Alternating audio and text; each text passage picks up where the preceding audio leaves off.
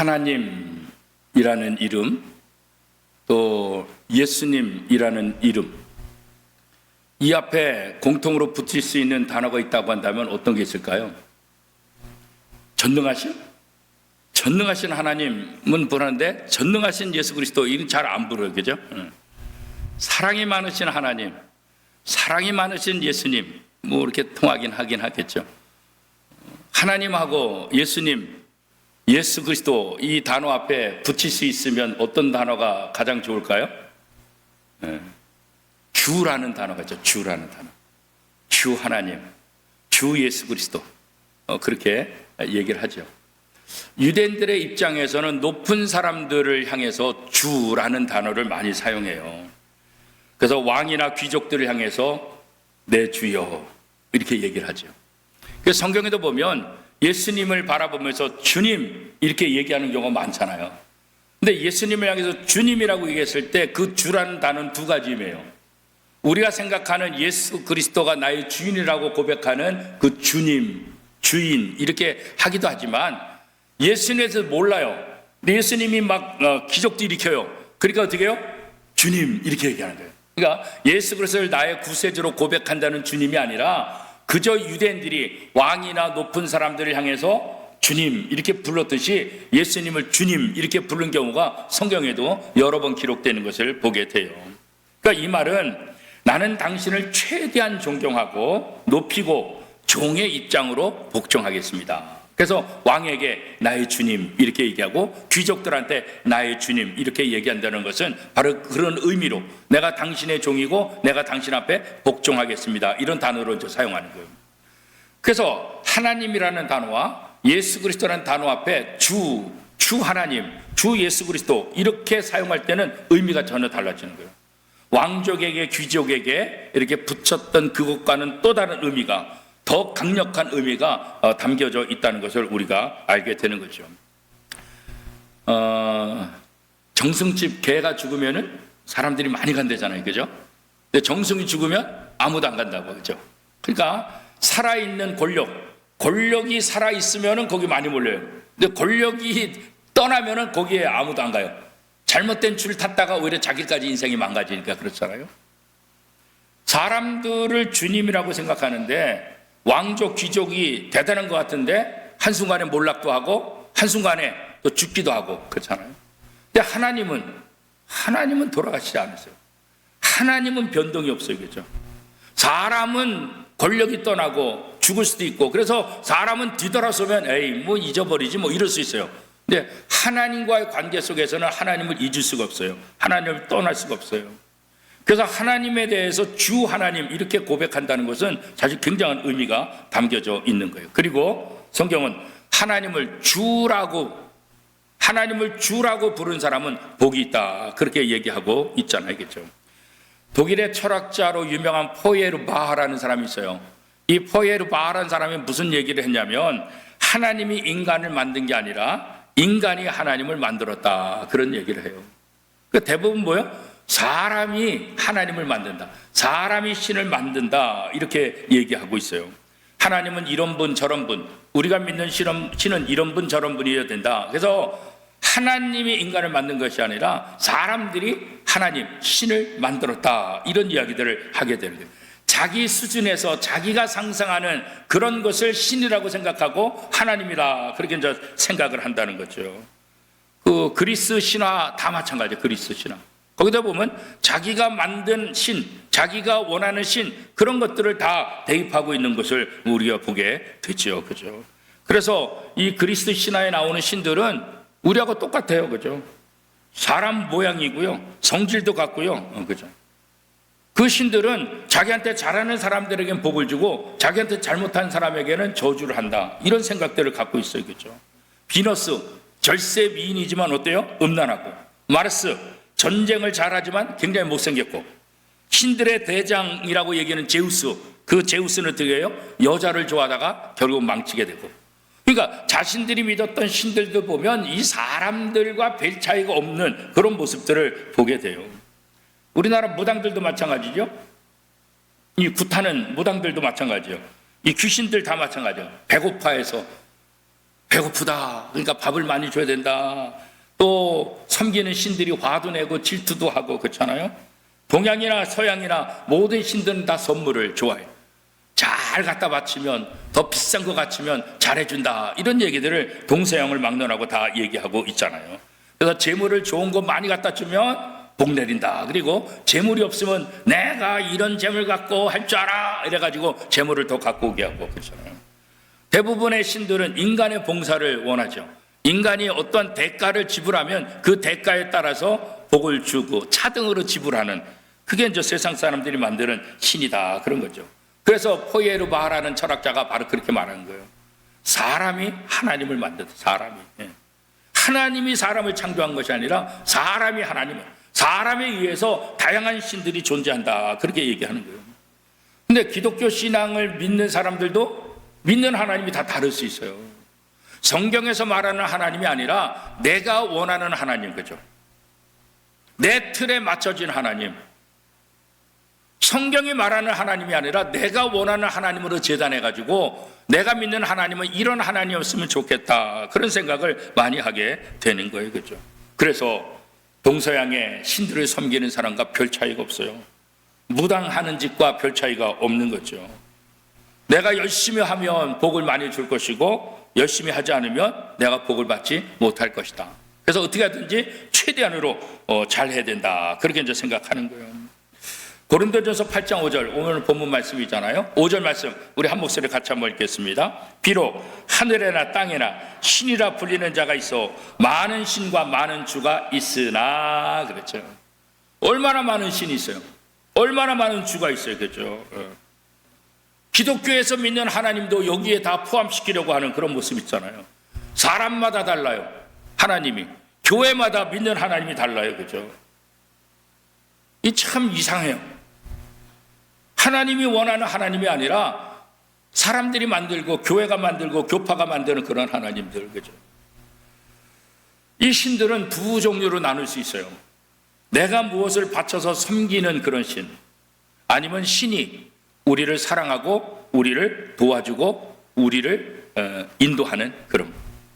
그러니까 기독교의 신, 기독교의 하나님은 내가 섬기면 잘해주는 분이 아니라 하나님이 먼저 우리를 선택하시고 하나님이 먼저 우리를 사랑하고 하나님이 먼저 우리에게 다가오시는 그게 바로 기독교의 하나님이잖아요. 그렇죠? 세상의 신들은 내가 열심히 뭔가 해서 바쳐야만 내게 복을 주는 분이다. 이렇게 얘기할 수 있잖아요. 하나님을 아주 좁은 좁쌀연금처럼 생각하는 그런 하나님으로 전락시키는 거죠. 온 우주를 창조하신 분인데 온 우주를 총괄하시는 분인데 그런 하나님을 좁쌀연금처럼 생각하는 자기 기분에 따라서 하나님을 재단하는 그런 모습들. 그렇죠. 엄청난 능력의 하나님을 자기 수준에서 만들어서 자기 수준의 하나님으로 전락시키고 있는 그런 모습들. 오늘 우리가 믿는 하나님은 어떤 하나님일까요? 내가 믿는 하나님은 어떤 하나님? 그리스 신화에 나오는 그런 신들이에요? 아니면 성경이 말하는 진짜 전능하신 하나님, 그 하나님이 있어요. 그렇죠? 우리가 섬길 대상을 바로 알고 바로 섬겨야지 이게 잘못되면 뒤죽박죽이 되고 고생은 고생대로 하고 복도 받지 못하고 그런 일들이 일어나게 돼요. 그래서 사도 바울은 6절에서 말하죠. 오늘 본문 고린도전서 8장 6절 같이 읽겠습니다. 시작. 그러나 우리에게는 한 하나님 곧 아버지가 계시니 만물이 그에게서 났고 우리도 그를 위하여 있고 또한 한 주 예수 그리스도께서 계시니 만물이 그로 말미암고 우리도 그로 말미암아 있느니라. 그죠? 하나님도 주 하나님 예수 그리스도 주 예수 그리스도 만물이 그로부터 났다. 그죠? 하나님도 예수 그리스도도 창조주라는 것을 우리에게 설명하고 있잖아요. 그렇죠? 우리에게 아버지 한 분 하나님이 계시니 모든 것이 다 그로부터 왔고 우리도 그를 위하여 산다. 그리고 한 주 예수 그리스도께서 계시는데 모든 것이 그를 통해서 우리에게 주어지고 그를 통해서 우리에게 생명을 얻고 능력 있게 산다. 쉽게 번역하면 이 번역이에요. 그렇죠? 자, 이 말씀에서 보면 섬기고 믿고 의지할 대상이 무엇인지를 정확하게 얘기하고 있죠. 하나님만이 예수 그리스도만이 우리가 믿고 섬길 대상이다 분명히 말씀하고 있어요. 수많은 신들이 있는데, 수많은 주들이 있는데 우리가 믿어야 될 하나님은 진짜 누구냐? 그 사도 바울이 명확하게 얘기하고 있죠. 우리는 하나님으로부터 왔고, 그죠? 하나님을 위해서 사는 존재다. 그래서 하나님을 주인, 주 하나님, 주 예수 그리스도 이렇게 부른다. 그렇게 얘기하고 있잖아요. 그럴 때 우리에게 힘이 생기게 되고 우리에게 능력이 나타난다. 왜? 그 하나님은 전능하신 분이니까. 전능하신 하나님의 그 능력이 바로 그의 백성들에게 연결되고 또 그 힘을 부어주시기 때문에, 그렇죠. 하나님의 사랑을, 예수 그리스도의 사랑을 우리에게 부어주셨다. 로마서 5장 5절에 그렇게 얘기했잖아요. 사랑을 찔끔찔끔 주는 그런 신이 아니라고요. 완전히 다 부어주셨다고. 자신의 독생자 예수 그리스도 십자가에 못 박여서 자신의 독생자를 다 주셨다고요. 아들을 주신 이가 더 이상 주지 못할 게 뭐냐, 이렇게 말할 정도라고요. 그렇죠? 하나님은 세상의 신들처럼 찔끔 주면서 잘하면 조금 주고, 그런 하나님이 아니에요. 완전히 다 부어주신 하나님. 아니, 그렇게 줬다가 저 인간들이 또 반역하고 그러면 어떻습니까? 그래도 하나님은 다 부어주신 거예요. 그들이 배반한다 할지라도, 그들이 하나님을 원망하고 하나님을 떠난다 할지라도 하나님은 찔끔 주시는 하나님이라 모든 것들을 다 베풀어 주시는 하나님이시다. 그래서 사도 바울이 그 하나님이 우리의 주다, 이렇게 지금 얘기하고 있잖아요. 그렇죠? 내가 믿는 분, 내가 믿는 주, 그분이 어떤 분인가? 그렇잖아요. 그렇죠? 세상에서 살다 보면 재산이, 명예가 우리의 주인이 될 수도 있고, 아름다움이 주인이 될 수 있고, 권력이 주인일 수도 있고, 건강과 장수와 물질이 또 주인이 될 수 있잖아요. 그렇죠?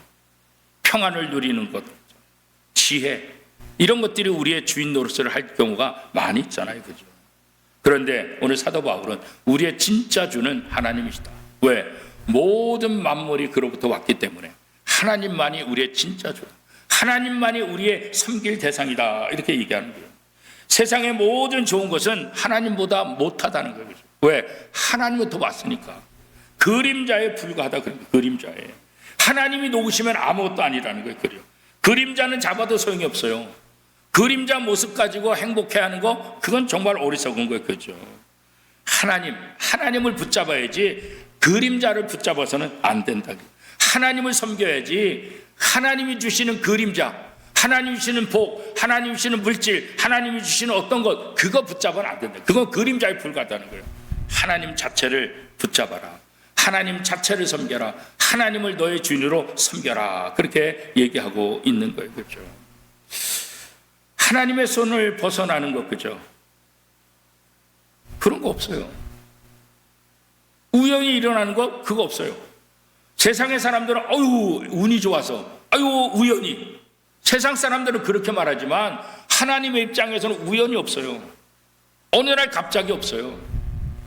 예수 그리스도의 십자가 못 박힌 것도 어느 날 갑자기 돌아가신 게 아니라고. 이미 창세전부터 하나님께서 예비하신 거예요. 하나님의 계획과 하나님의 섭리 가운데 모든 것이 진행되는 거지 갑자기 우연히 일어나는 일 없다고. 그래서 우리는 갑자기 일어난 것 같지만 갑자기 일어나는 것을 당한다 할지라도 어떻게 해요? 하나님의 섭리 속에 모든 것이 있다. 우리가 그런 생각을 해야 되는 거예요. 그죠? 전쟁이 왜 일어날까? 왜 이렇게 기온이 점점 뜨거워질까? 그렇잖아요.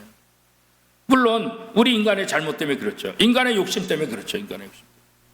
사실 세상에 일어나는 전쟁들은 전부 다 어떤 이유를 대긴 하지만 전부 다 진짜 이유는 뭐예요? 욕심 때문에 그런 거예요. 욕심 때문에. 개인의 전쟁도 마찬가지고 기업의 전쟁도, 기업도 보세요. 서로 뺏기는 모습. 뭐예요? 자기의 회사 이익 때문에 그런 거 아니겠어요? 나라도 뭐예요? 전쟁이 다 자기 이익 때문에 그런 거예요. 그렇죠? 미국과 이란과의 전쟁도 마찬가지잖아요. 그렇죠?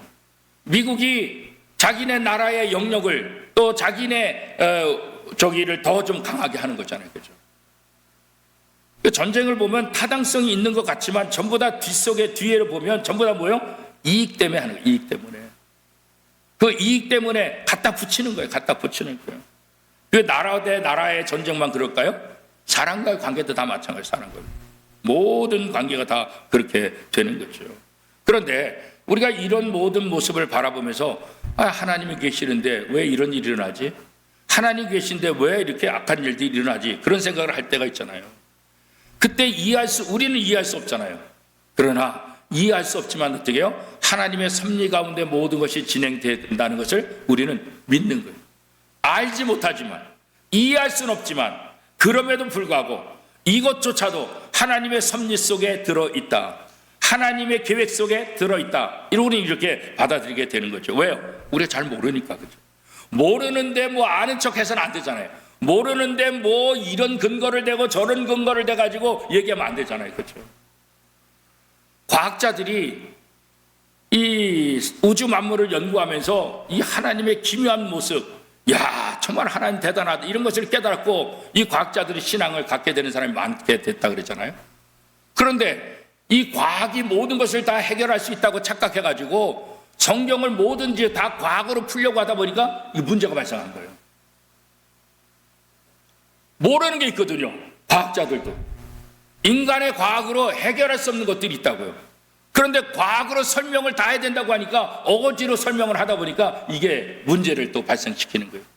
그래서 창조과학회도 한때 우리나라 굉장히 많은 영향력을 끼쳤는데 창조과학회도 둘로 나눠진 거예요. 우리가 과학을 통해서 뭐든지 할 수 있다라는 주장파와 그렇지 않다, 우리가 못하는 것이 있다. 그래서 둘로 다시 또 나눠졌다고. 그러니까 인간이 생각하는 것으로 모두로 답을 할 수 있다, 그거 어불성설이에요. 그럴 수가 없어요. 인간이 아무리 머리가 좋고 인간이 아무리 좋고 AI의 도움을 받는다 할지라도 하나님의 영역을 우리가 알 수 없는 부분이 워낙 많아요. 엄청나게 많다죠. 아인슈타인 박사가 그렇게 천재인데 그가 가지고 있는 뇌의 능력들을 뭐 4% 5%뿐이 사용하지 못했다, 그런 얘기했잖아요. 그렇게 천재인데, 그죠? 그런데 인간이 갖고 있는 거에 몇 프로밖에 사용 못했던 거예요. 몇 프로? 10%도 안 되는 게 10%. 그런 우리들이 하나님을 어떻게 생각해요? 하나님의 마음을 어떻게 알아요? 모르는 거 당연한 거예요. 모르는 거 많이 있다는 거 그거 인정해야 되겠죠. 나는 다 할 수 있어, 내가 다 해결할 수 있어, 그런 게 이단이 되는 거예요. 자꾸 껴 맞추는 거예요. 껴 맞추는 거예요. 우리가 이 땅에 살면서 모든 진행되는 것이 하나님의 섭리 가운데 있다, 이것을 인정하면 마음이 좀 평안해져요. 로마서 8장 28절에 보면 모든 것이 합력하여 선을 이룬다. 이 모든 것에는 악한 것도 다 포함되어 있다고요. 내가 생각하는 안 좋은 것도 다 포함되어 있다고요. 왜 세상에 이런 일이 일어날까? 이런 악한 놈이 있을까? 왜 이런 무서운 일이 일어날까? 그러나 그럼에도 불구하고 모든 일에는 그것까지 포함해서 결국은 하나님이 원하시는 그런 하나님의 나라, 하나님의 세상으로 하나님께서 이끌어 가시는 분이시다. 하나님은 역사를 주관하시는 분이시다. 우리는 이걸 믿는 거죠. 그래서 그 하나님을 우리는 주인이라고 말하는 거죠. 우리는 알 수 없지만, 우리는 이해할 수 없지만 하나님의 그 선하신 뜻 가운데 이 모든 역사를 일어난다. 사도 바울은 우리가 믿어야 될 주인은 바로 하나님이다. 세상에 많은 주가 있다, 세상에 많은 신들이 있다, 그것이 아니라 모든 만물을 창조하신, 모든 만물이 그로부터 나와 있는 하나님 예수 그리스도, 그분만이 우리의 주인이고 그분만이 우리의 섬김의 대상이다. 그분만 우리가 찬양하고 그분만 경배하고, 그렇죠? 그렇게 오늘 본문은 우리에게 설명을 하고 있는 거예요. 참새 한 마리까지 지배하신 하나님, 들의 백합화 그것을 다 간섭하시고 돌보시는 하나님, 그렇잖아요. 하나님의 자녀를 끝까지 책임지고 하나님의 자녀에 대해서 사랑으로 끝까지 인내하시는 그 하나님의 사랑, 그렇죠? 성경은 그런 말을 하잖아요. 부모가 자식을 잊을지라도, 부모가 자식을 버릴지라도 하나님은 절대로 하나님의 자녀를 잊지 않는다. 이사야 49장 15절 말씀이죠. 여인이 어찌 그 젖 먹는 자식을 잊겠으며 자기 태산한 아들을 긍휼히 여기지 않겠느냐. 그들은 혹시 잊을지라도 나는 너를 잊지 아니할 것이라. 하나님이 하나님의 백성들을 어떻게 사랑하시는지, 어떻게 기억하시는지 이사야 선지자를 통해서 우리에게 다시 한번 말씀하고 있는 거죠. 하나님을 주로 모시면 이 말씀대로 믿고 용기를 내어서 매사에 우리가 다시 한번 도전하고 일어설 수 있는 거죠. 그게 바로 믿음 아니겠어요? 그러므로 신자는 현재건 장래건 어떤 일도 두려워하지 않는 거예요. 왜요? 하나님을 주로 삼아 담대히 나갈 수 있다는 것을 믿기 때문에 그런 거예요. 하나님의 허락 없이 아무것도 일어날 수 없다는 것을 알기 때문에 우리는 하나님을 의지하는 거겠죠. 아프거나 죽어도, 아벨처럼 된다 할지라도, 스데반처럼 된다 할지라도 결과적으로 그 모든 것들을 통해서 합력하여 선을 이루시는 하나님. 그래서 사도 바울은 죽음을 두려워하지 않고, 베드로와 또 예수님의 제자들도 부활한 주님을 만난 이후에 죽음을 두려워하지 않잖아요. 과거에는 죽음 때문에 도망갔잖아요. 죽음 때문에 예수님을 배반했잖아요. 죽음 때문에 예수님을 저주하고 배신했잖아요. 그런데 부활하신 주님을 만난 이후에는 죽음을 두려워하지 않아요. 감옥을 두려워하지 않아요. 핍박을 두려워하지 않아요. 왜요? 자기가 믿는 예수님이 누군지 알았기 때문에, 내 주인이 누군지 알았기 때문에 이제는 도망가거나 피하거나 두려워하거나 겁내지 않고 더 당당해진다. 그렇게 말하고 있어요. 두려워 말라. 내가 모든 세상을 장악하고 있다. 너를 세상의 왕으로 만들었다. 그들은 내가 작품으로 만들 대상이요 내가 주는 선물이다. 사람이건 상황이건 병이건 모든 사랑으로 지배할 대상이지 두려워할 대상은 아니다. 두려워하지 말라. 하나님만 두려움의 대상이지 피조물 가운데 어떤 것도 우리에게 주가 될 수 없고 어떤 것도 우리에게 두려움의 대상이 될 수 없다. 그런 거죠. 하나님을 주로 믿는다고 고백한, 하나님만이 나의 주님이라고 고백하고 그 고백대로 사는 것, 이게 바로 신앙생활이에요. 내 생각대로 또 남의 말대로 하기보다 성경에서 나타난, 성경에서 말씀하시는 하나님, 성경에서 말씀하시는 하나님의 은혜, 능력, 이것을 믿고 주님으로 섬기는 거죠. 세상 어떤 피조물이 나를 망하게 할 것으로 두려워한다고 한다면 그건 하나님을 믿지 않는 거죠. 로마서 8장 38절 39절 말씀입니다. 내가 확신하노니 사망이나 생명이나 천사들이나 권세자들이나 천재일이나 장래일이나 능력이나 높음이나 깊음이나 다른 어떤 피조물이라도 우리 주 예수 그리스도 안에 있는 하나님의 사랑에서 끊을 수 없으리라. 그렇죠? 분명히 말씀하고 있잖아요. 그렇죠? 하나님의 사랑, 주 예수 그리스도의 사랑에서 우리를 끊을 자 없다. 그러므로 세상의 모든 어떤 피조물도 우리에게 두려움의 대상이 될 수 없다. 그렇게 말하는 거예요. 삶이 힘들면 우리의 믿음을 다시 한번 되돌아봐야 돼요. 내가 무엇 때문에 두려워하는가? 내가 무엇 때문에 염려하는가? 내가 무엇 때문에 걱정하고 있는 것인가? 스가랴 2장 8절 말씀입니다. 만군의 여호와께서 이같이 말씀하시되 영광을 위하여 너희를 노력한 여러 나라로 보내셨나니 너희를 범하는 자는 그의 눈동자를 범하는 것이라. 결국 이스라엘 백성을 범하는 사람들은 하나님은 하나님의 백성에 지극히 관심이 있어요. 하나님의 사람을 저주하면 내가 저주하겠다. 하나님의 사람들을 축복하면 내가 축복하겠다. 하나님이 분명히 이렇게 말씀하고 있잖아요. 그렇죠? 우리가 믿는 주 하나님 예수 그리스도는 전능하신 분이죠. 우리의 참된 주인이십니다. 하나님만이 우리의 주인이시고 예수 그리스도만이 우리의 주인이시라는 거예요. 오늘 헌신 예배를 드린 6여전도에 지금까지 신앙생활을 잘 해왔는데 이제 내가 믿는 주가 누군가? 내가 누구를 섬기는가? 그렇잖아요. 내가 누구를 주로 섬기는가? 신앙생활 잘하는 것 같지만 하나님이 아닌 다른 것을 주인으로 섬길 때가 얼마나 많이 있었습니까? 오늘 사도 바울은 우리에게 다시 한번 권면하는 거예요. 하나님만이 우리의 주인이다. 예수 그리스도만이 우리의 주인이다. 모든 만물이 그로부터 나왔기 때문에 그 하나님을 너의 주인으로 섬겨라. 그 하나님을 통해서 하나님의 은혜를 경험하고 하나님의 복을 누리며 삶을 살아라. 주님만이 너의 왕이시고 너의 주인이시고 너의 창조주시다. 이렇게 말씀하고 있어요. 그래서 우리는 우리의 주인 되신 하나님께 소망을 두며 살아가는 거예요. 하나님은 가장 큰 선물, 하나님 자신을 우리에게 주셨잖아요. 이보다 더 큰 선물이 어디 있어요? 그렇죠? 우리가 하나님을 섬김으로 하나님은 자기 자신을 주는 거예요. 우리를 하나님의 자녀로 삼아주셨어요. 하나님의 상속자로 삼아주셨어요. 하나님의 모든 것들을 우리에게 다 주셨다는 거예요. 우리가 참된 주인을 섬길 때 이 주인은 자신을 우리에게 다 내어주시는 거예요. 우리가 그 복을 받은 사람들, 하나님의 나라를 선물로 받은 사람들, 이 사실을 깨닫고 하나님만 나의 참된 주로 섬기며 살아가는 우리 육려전대 우리 원미동교회 모든 성도들이 될 수 있기를 축복합니다.